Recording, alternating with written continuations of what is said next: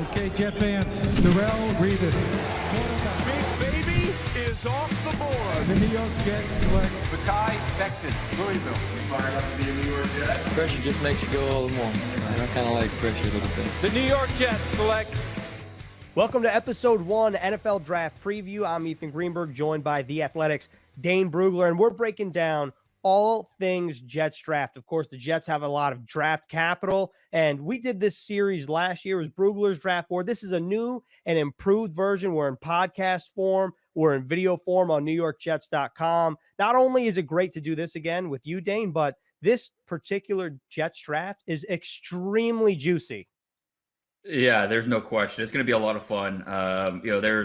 There's so many different directions they could go here. We know about the draft picks. Now that we have the draft order, 2 picks in the first round, 2 in 23. Round 2, they're picking 34. Then 2 more picks in the third round. So we're looking at 5 picks total in the first 86. So that's just a great situation to be in. And really, when you look at the strengths of this draft, I think it lines up really well with several of the Jets' needs, or at least perceived needs. We all know quarterback's a possibility, but there's several intriguing pass rushers in that late first, early second round area.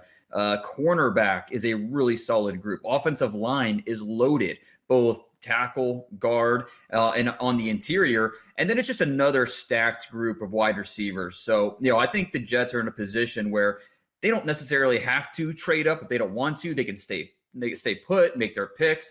Obviously the exact needs are going to fluctuate between now and April as free agency plays out, trades possibly happen. We'll find out. But where we sit right now, I think this draft's it's really got the potential to be a turning point for the organization because of the draft capital and the different directions they could go. Ultimately, it's up to Joe Douglas, Robert Saleh to pull the right strings. But it's going to be fun to examine all the different scenarios on the spot with you.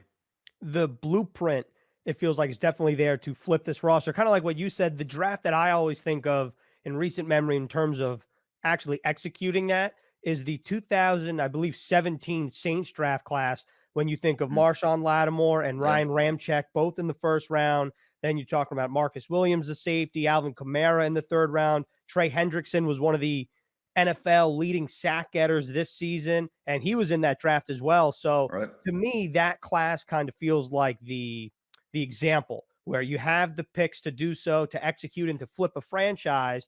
And right now the Jets have 6 picks in the top 98, but the 4th round pick, which is pick 98, probably will get squeezed out of the top 100 with compensatories. And I'm glad you mentioned the strengths of this class and how you think that they mirror up with perceived needs of the Jets. But what about its weaknesses? Like, where would you poke holes in it? I know it feels like one of the glaring holes is that there's no top tier pass rusher, but there seems to be quantity and in the back half of the first into day 2 and 3.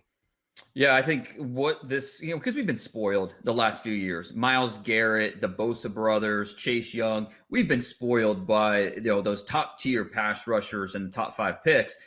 This year, we don't have that guy. I'd be very surprised if we had a pass rusher drafted top 10, maybe even top 15, which is very rare. But when you talk about the late ones and then second round, third round, even the 4th round, I think this edge rusher class is going to stretch. There's a lot of depth pieces you can find, guys that can be contributors, might not have the high ceilings, but guys that can come in and, be quality members on your depth chart. I think safety is a little weak when you talk about overall depth. Another year where we're not guaranteed a first round safety. I really like some of the options this year, and we'll talk about a few of them here. But overall, the depth is, hard to get excited about. Linebackers solid. I think defensive tackle is probably the weakest of the group. We might have a first rounder, might have 2, maybe 3 guys go in the first 50 or 60 picks. But overall, defensive tackle is not a strength of this draft class. A lot of ground to cover, but I think it's important to back up a second and think about this scouting process as a whole. From a 30,000-foot view, you know what it's like when you are examining a typical year. This is not a typical year. It's an extremely atypical year.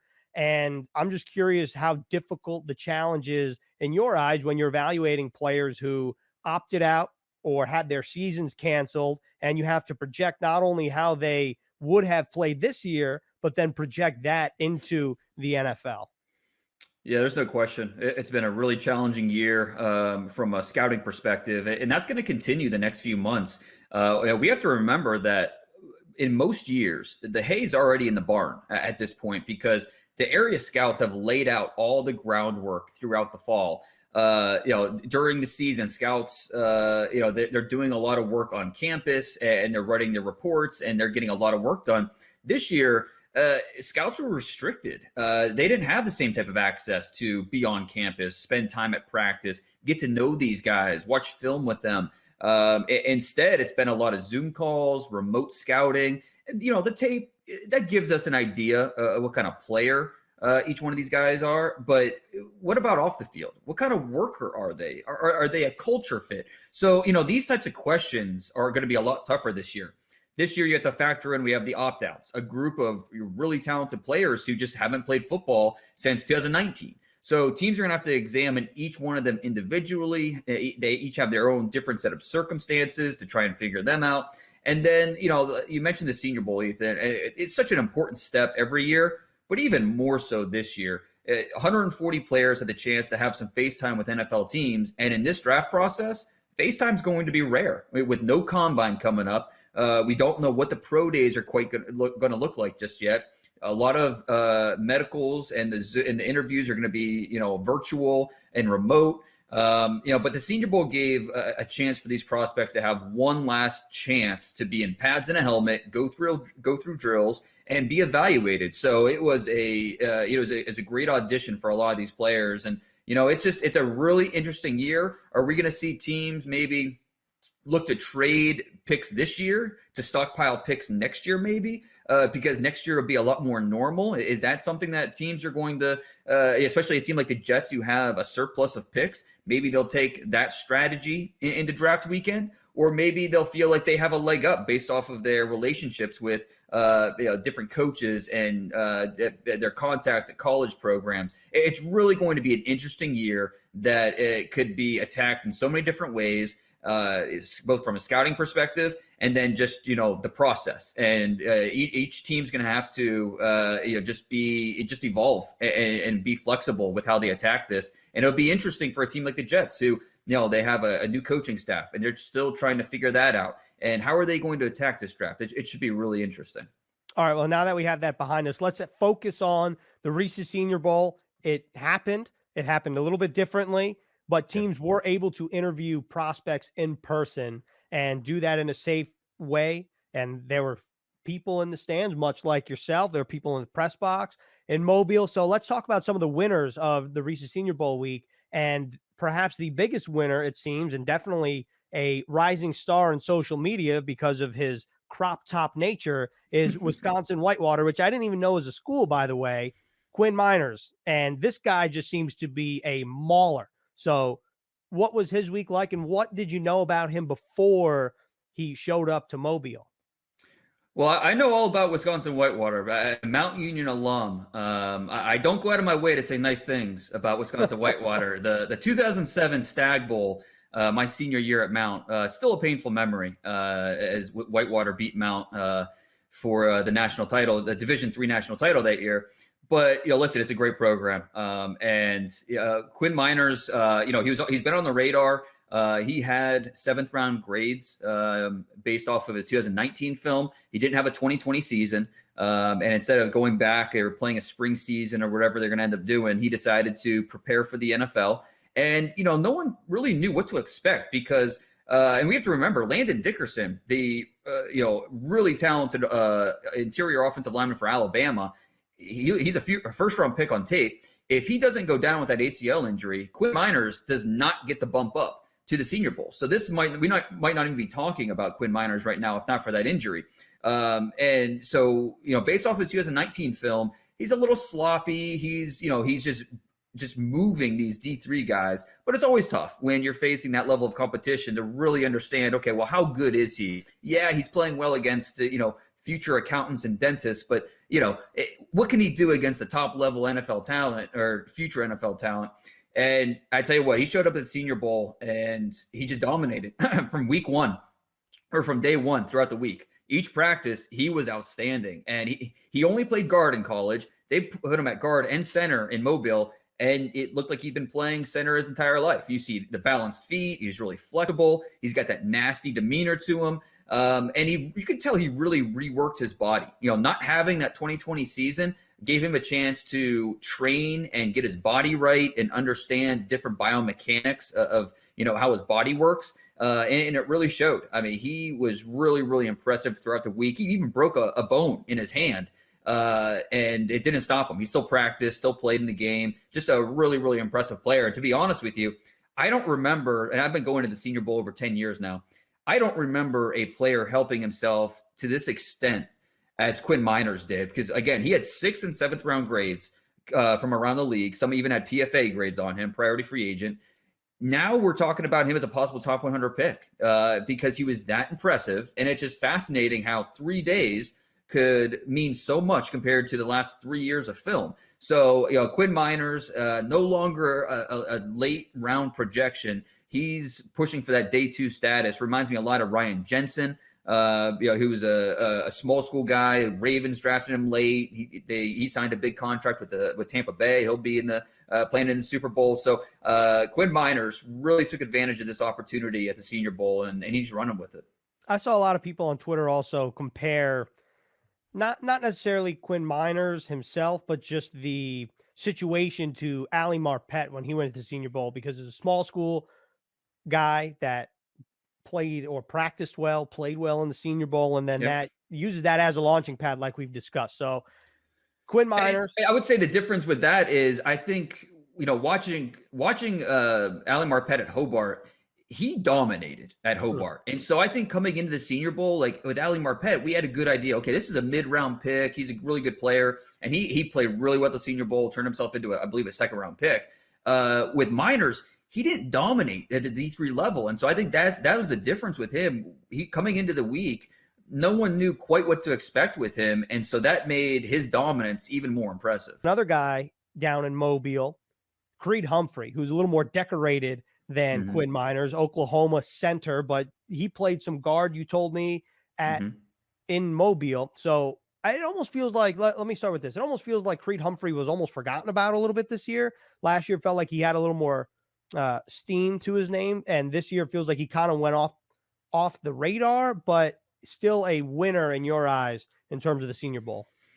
Yeah, no doubt. I think he had mostly 3rd round grades entering the week. Now I think he's more in that 2nd round conversation. He's 6'4.5", 312 pounds, doesn't have the longest arms. And, you can tell that'll hurt him at times, going up against really long interior defensive linemen. But he's an former accomplished high school wrestler, and that shows his ability to use his hands, his grip strength.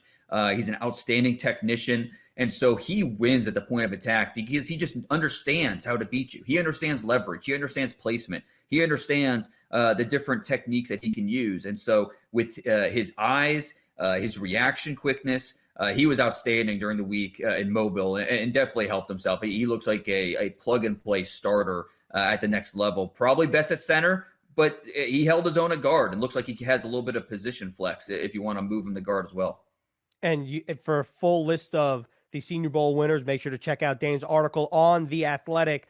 But in terms of Humphrey, you wrote that it's hard to see him move out of the 2nd round. Right now, as we record this, the Jets have pick 34, the 2nd pick in the 2nd round, and then they have 2 picks in the 3rd round. So as we stand here, would you say it would be more likely that if the Jets were to select him, he would be squeezed out of the 2nd round, they'd take him to the top of the 3rd, or that would have to be at pick 34? How about we split the difference and they either trade back at 34 or trade up from because it's tough, especially in a center class like this where it's not necessarily the best group. Josh Myers from Ohio State, he's going to be somewhere in that day 2 mix. Creed Humphrey and Quinn Miners, depending on if you view him as a center or a guard or both.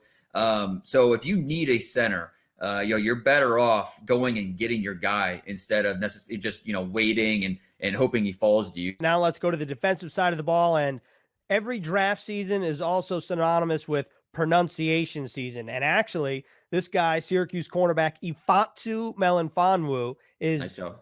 Thank you very much. Is Obi Melifonwu's little brother, and Ifeatu plays cornerback. Obi, I believe, played safety at UConn. And when you look at Ifeatu, he's 6'3", 213. What did you like about the way he performed in Mobile, and what does the tape say about him? He held his own, and what you want to see from it's really tough in these one-on-ones when receivers versus corners. You're on an island. It's really tough. More wide receivers are going to win than corners. That's how it is, and that's how it is on Sundays as well. It's a very tough position to play. But I thought Melifonwu held his own. He did a really nice job recovering. Really like his drive quickness. And that matched what he showed on tape.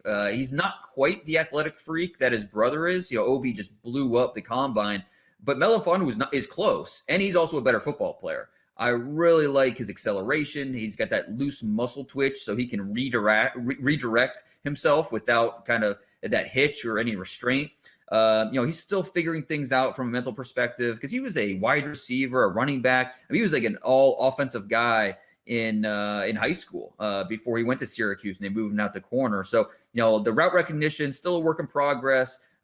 He's still getting a read on things, but I really like his reactive quickness. I really like the physical gifts that he has. He's long, he's speedy, he's a fluid athlete. I think he's going to compete for starting reps very early in his NFL career. He could play press. He could play, cover 3. He could do these different things. And so I think he has a little bit of position flex as well. I think, before the Senior Bowl, I had him in the second round, and I think he just cemented himself as a player that belongs somewhere in the top 60 picks.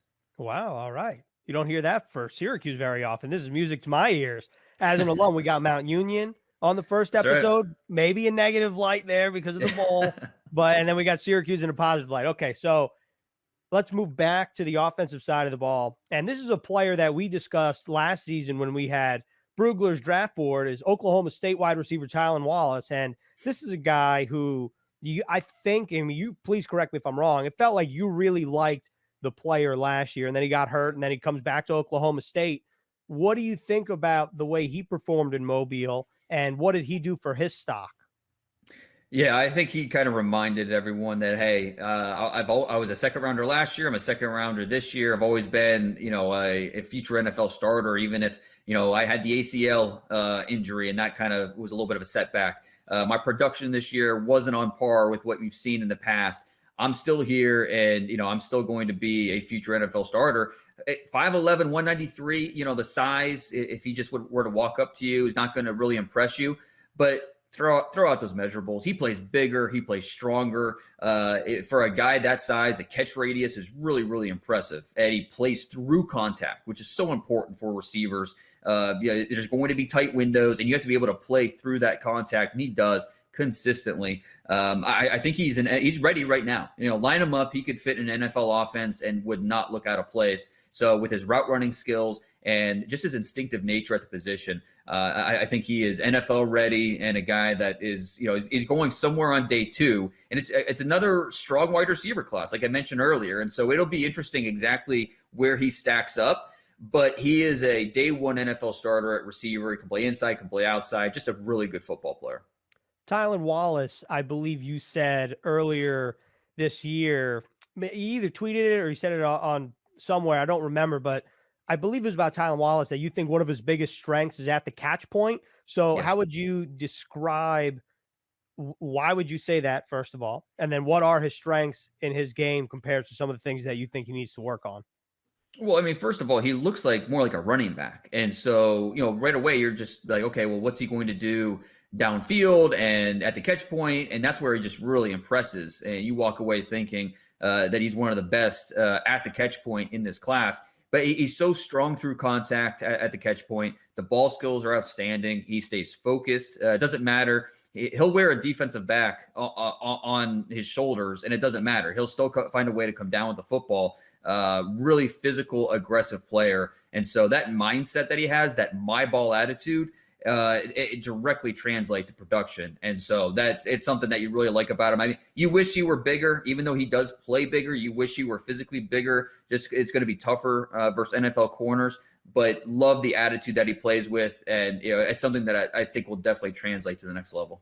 Awesome. Let's wrap up the Senior Bowl talk. Let's finish on the defensive side of the ball. Also, one of the biggest winners, risers, whatever term you want to use, from Mobile is UCF safety Richie Grant. And the Jets right now, they have Ashton Davis. He finished the year on IR, got some starting reps. Marcus May is a pending free agent, although Joe Douglas did say one of the priorities is to bring him back this offseason. So what did you like about Grant in Mobile? And, I thought it was very interesting that you said, hold on, I'm pulling up my notes here, that you said that you were a round off originally when you graded Grant, because originally he was a top 100 pick, but seeing him up close, you were round off. Just how often do you think, or how frequent do you think that will be an occurrence? Not only talking about Grant, but talking about certain players, because scouts didn't have the opportunities to see players live.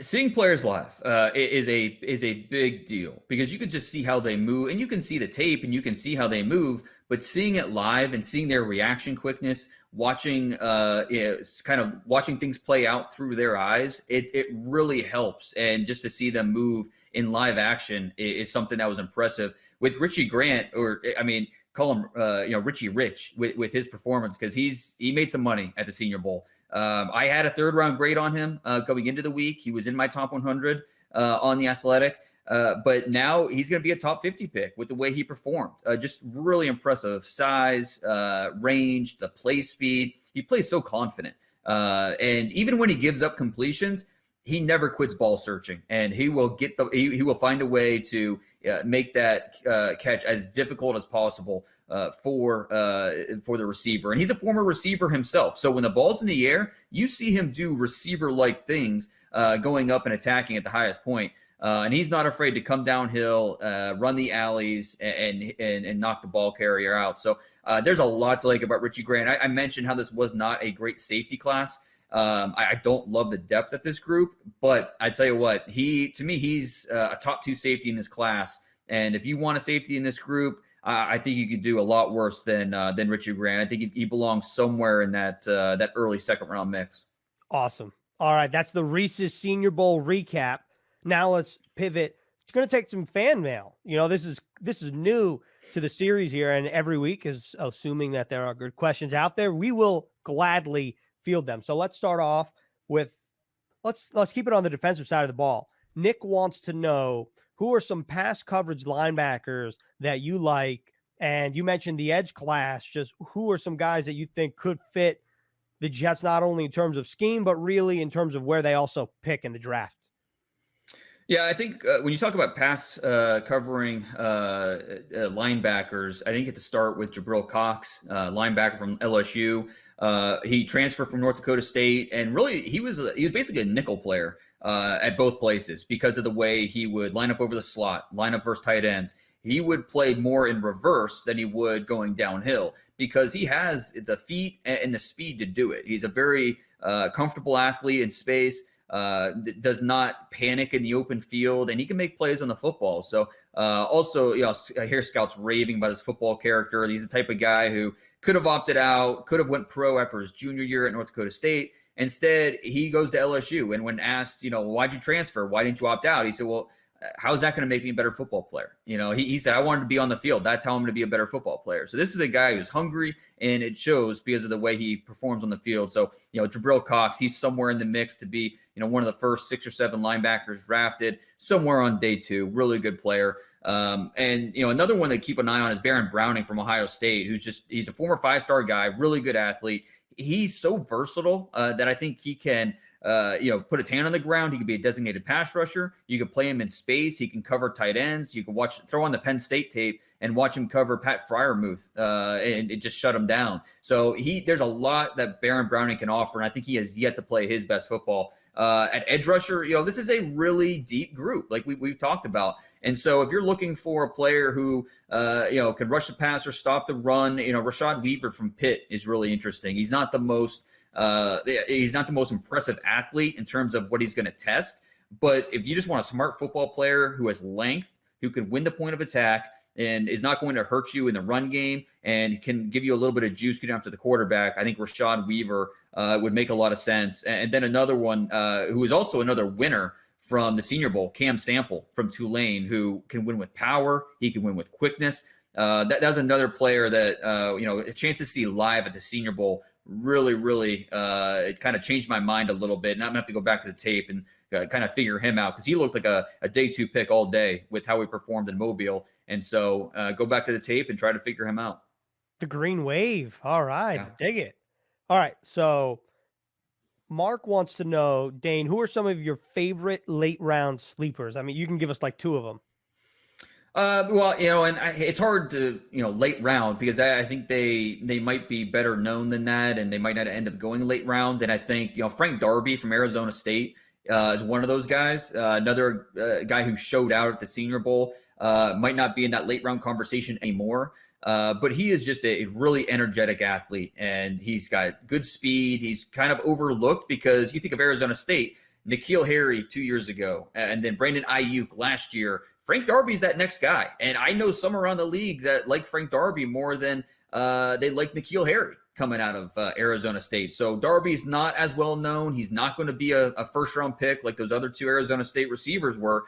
But I feel pretty confident that he's a guy that's going to stick in the NFL and probably outplay his draft spot. Another one of my favorites is Deontay Smith from East Carolina. A tackle who is light and he's long. And so those are 2 foundational traits right there. Does a really nice job tying up defenders. He's got quick hands. He can answer power. And another player who I think is on the upswing. So he might not be a late rounder anymore, but he's a player that I think is going to stick in the NFL.